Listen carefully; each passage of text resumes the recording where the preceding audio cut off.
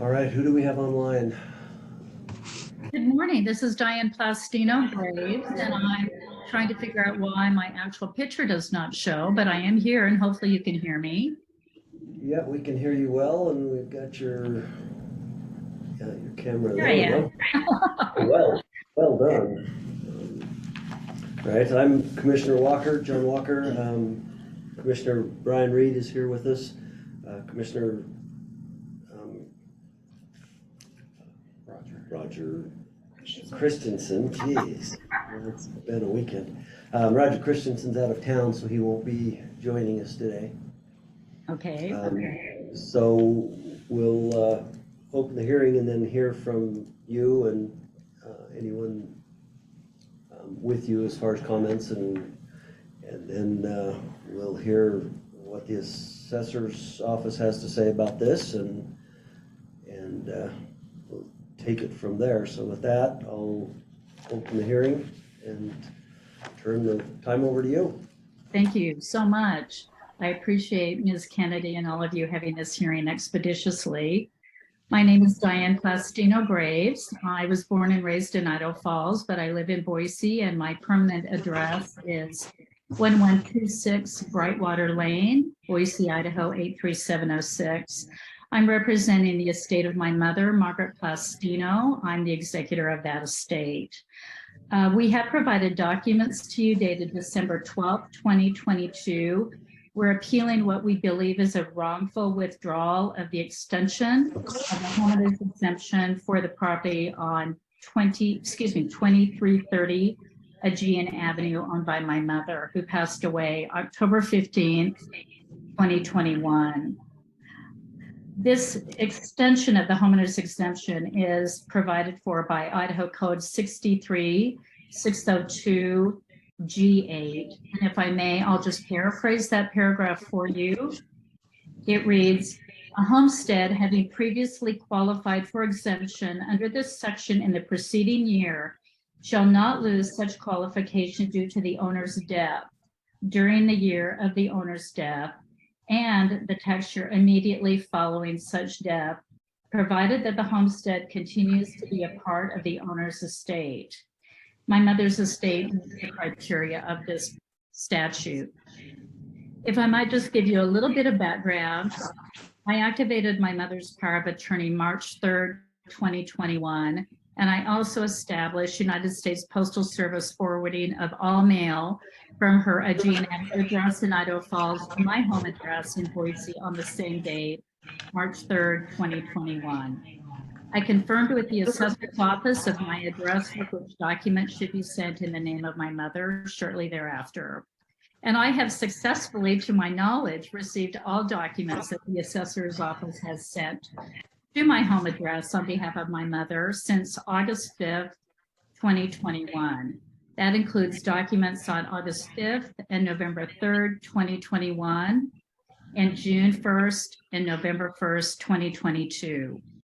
I advised the assessor's office by phone of my mom's death on October 29th, 2021.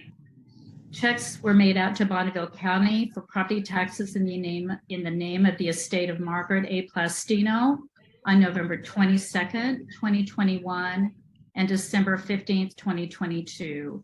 So I certainly feel that I've gone to the extent necessary to provide the assessor's office with my information, and to my knowledge, until December 2nd, all of that information had been sent to my Boise address by the assessor's office.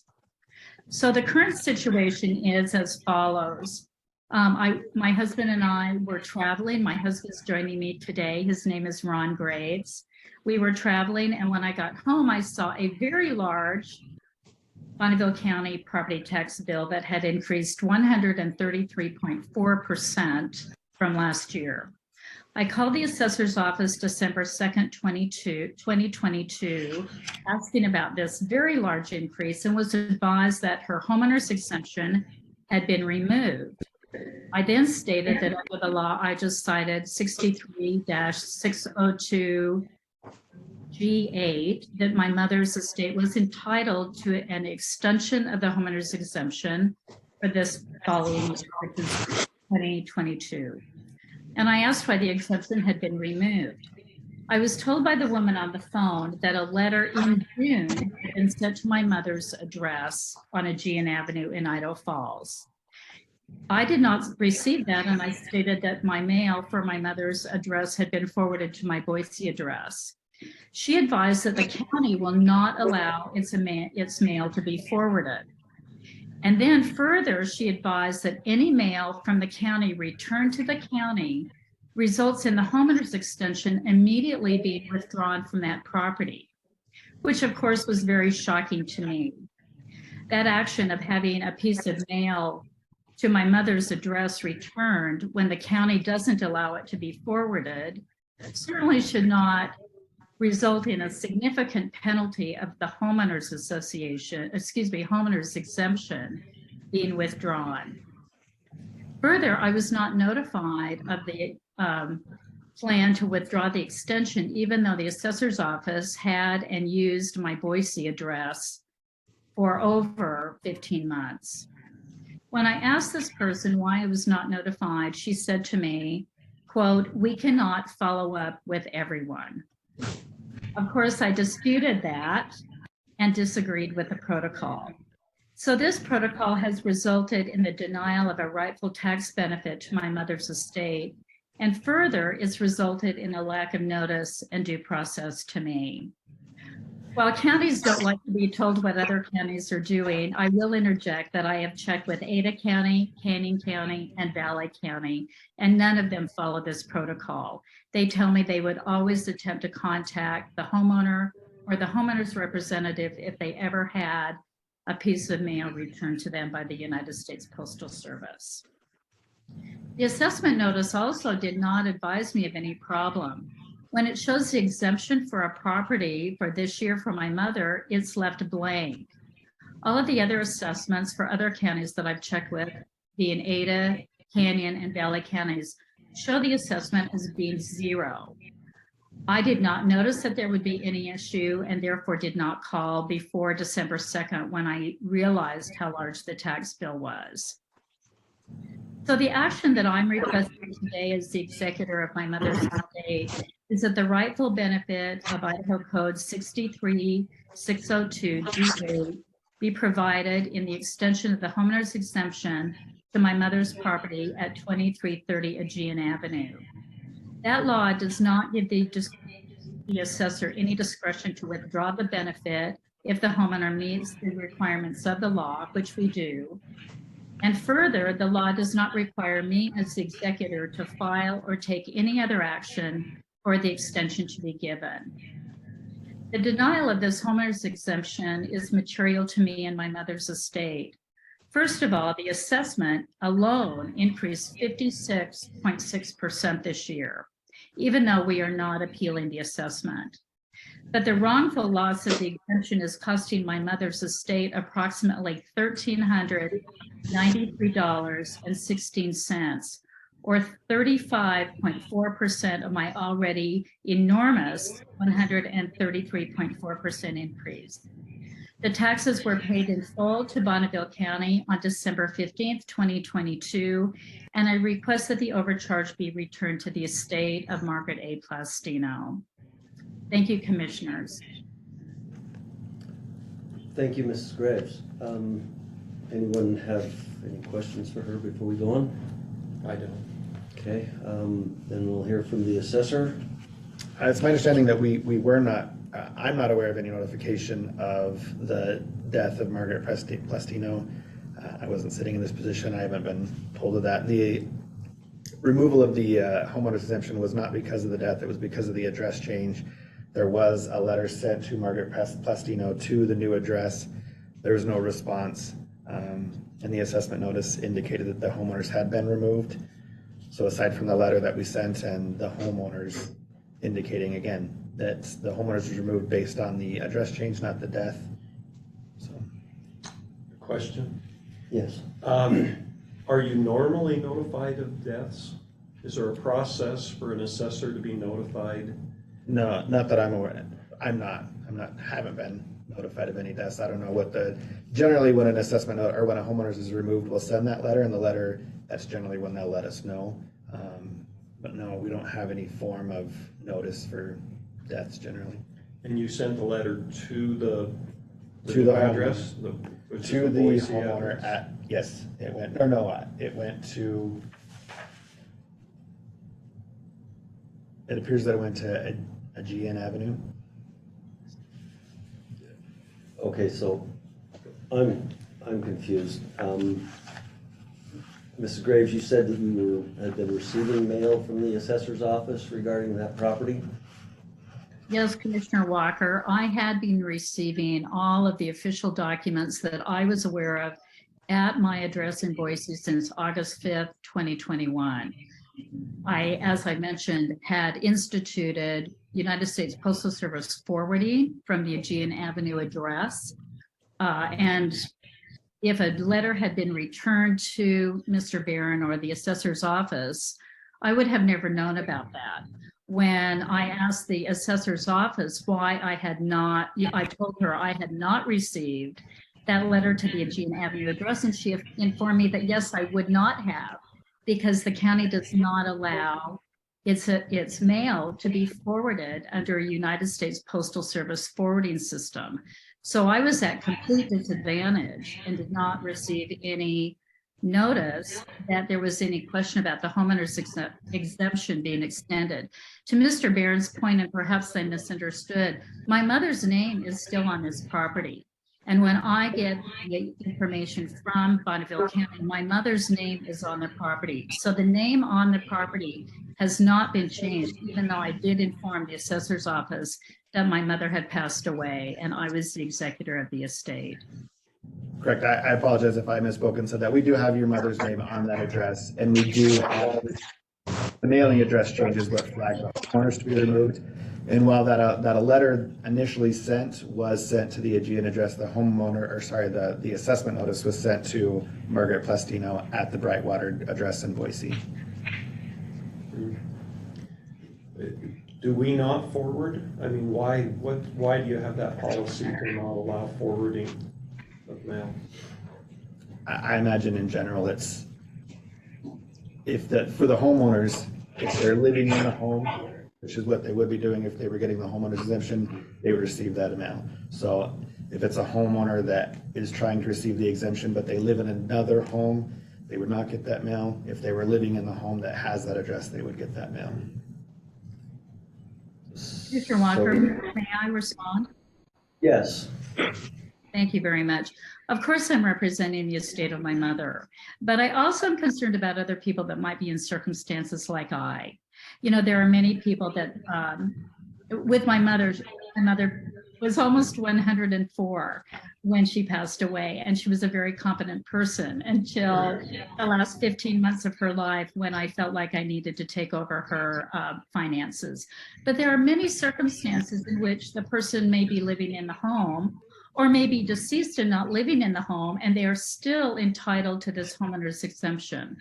I knew of the law, so I had an advantage. When I realized that I had not received due notice, I also knew that I had received a wrongful withdrawal of an important benefit provided to my mother by the state. But I do think your questions are important because people are at a huge disadvantage if the county mail is not being allowed to be forwarded to them. No other county that I talk to, Ada County or Valley, prevents their mail from being forwarded. So I appeal to you because of these clerical errors to reinstate what we believe is a rightful exemption for my mother's estate. But I also appeal to you to think about other circumstances in which people do not receive due process because they do not receive proper notification.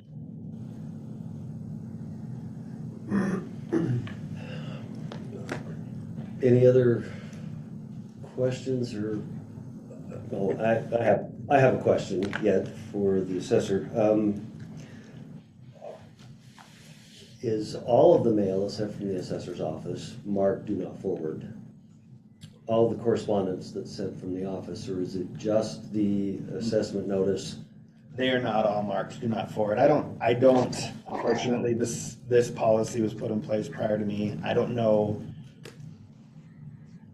I don't know if there's more to it, and I guess I'll have to look into that further to determine why this policy was put in place. I can understand the logic behind not forwarding it, and I can understand the logic behind forwarding it. So this is something certainly that we can look into to make sure that we're addressing it and providing the best response for all instances. Yeah, and I know that, I know that you will. We have just recently had a change in our assessor, and sometimes new, fresh minds can look at things in a different light, make improvements in a process, and so I'm confident that would happen. I'm ready to make a motion if you. Yeah, the chair to entertain a motion. I would move that we ask the assessor to reinstate the homeowner's exemption for the property. I believe that they are entitled to it, no fault of the homeowner. I also don't see any, I understand why the assessor made the decision they made just in their process because of an address change. I'm glad that it was discovered and that we can reinstate this. And I would agree with that and second the motion. All in favor? Aye. Aye. The one thing that I can't answer is we can do a tax cancellation. As far as the refund, that's a different, that would be the treasurer's office. I don't know how that process works. I was curious about that too. We will, how should we do that, Kayla? Will we contact the treasurer? I know, I'm sure his first response is it will tax credit if there was an overpayment, but that would depend on what you do, what your plans with the estate are. And I'm really glad that you brought this up. I mean, that you brought this forward, because there should be a legal grounds for the policy, and we'll discuss this with legal tomorrow. And as our society evolves, we find lots of rules that seem to not make sense in the day that we live in. We will try to get you an answer on the rebate. We don't know if the treasurer has a policy to do that, but we will ask them to reach out to you probably. I'll call, and either I'll have them call you or I will call you myself. All right, thank you very much. The home is under contract for sale. It should sell next week. I will tell you parenthetically, there is no way I could sell that house for what it is assessed for. You will probably be hearing stories like that when you are setting assessments next year. But the contract for sale is for closing next week, so I would not be able to get a credit on next year's taxes. I would need to get a refund to the estate of Margaret A. Plastino. And may I give you my cell phone number? Of course, yes. 208-631-3622. And I'm very grateful for your help today and also for looking at the larger issues. Like I said, I know the law. There are probably many people who did not and may have been unwittingly disenfranchised because this mail is not being forwarded. Yeah, we appreciate that. Unfortunately, our assessor's office runs into a lot of individuals who are not as honest and forthright as you and try to use the law to skirt, some tax that they do owe. But we appreciate your comment. Our assessor will get a hold of you, but I'm just wondering if it'll happen through the title company as a credit or debit in the home sale. They may be the ones to handle that by giving you a debit on your side, to recoup that money, just like any forward taxes are paid. Yeah. But you should hear from the treasurer's office post haste. Okay, wonderful. Yes. I know they're preparing final documents now for closing on the 27th, presumably. So I'll look forward to being able to organize that with them. Thank you very much. Yeah, what an accomplishment of your mother to live to 104. Yeah, you got a smile out of all of us for that, because that's a great thing to see. And well, if I may have a moment for personal comment, and I know Commissioner Reed, you're involved in Eastern Idaho Public Health. My mother, Margaret Plastino, graduated from nursing school in 1939 from the LDS School of Nursing, and she was hired by the county commissioners to be the county nurse. And I don't know if you're familiar with the county nurse system, but it was the public health system at the time. And so this young woman would go out into the middle of a southeastern Idaho blizzard with the sheriff and help people that had no other means for medical care. She left her job. She met my dad at the county courthouse. My father was on the city beat for the Idaho Falls Post Register. He ultimately became executive editor of the Post Register. And my mother finished up her career, especially of interest, perhaps Commissioner Reed, as the first home health nurse when Medicare was created with District 7 Health, and loved that job. So both my parents were very remarkable people, and they loved Idaho Falls. That's an incredible history that should be part of our county history. Yeah. Part of the health district's history. Yeah, thank you for sharing that with us. Thank you very much. I appreciate your consideration. All right. Have a good day.